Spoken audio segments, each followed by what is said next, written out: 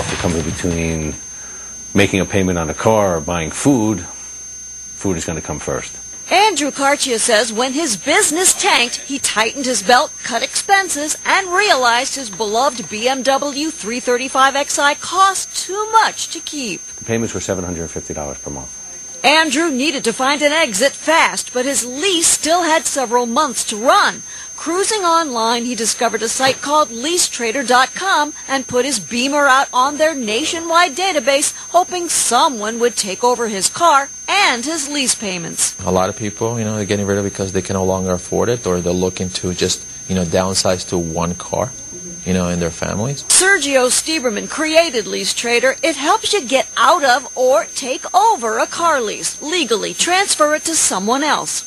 You can go ahead and take over a lease without any money out of pocket, so there's no down payment. Financing agencies are all for it because it keeps their lease payments rolling in. Meanwhile, Stieberman sees people who want to take over somebody else's lease in this uncertain job market. You don't have these long-term commitment that you normally would have if you go lease a car. So if you're afraid of losing your job, it's better to have a really short lease? Yeah, I think the commitment is more manageable. Now, when you take over the lease, you get everything that comes with it. That means if there's a ding somewhere, it's your problem. On the other hand, if there's an option to purchase when the lease expires, you could buy the car or not. Lease Trader has more cars than ever on it.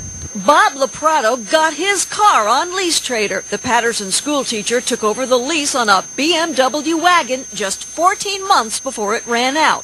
Why? I get to do it for 14 months. I get to take someone else's headache from them, and at the same time, I can live in a brand new car, and it's practical and economical for me.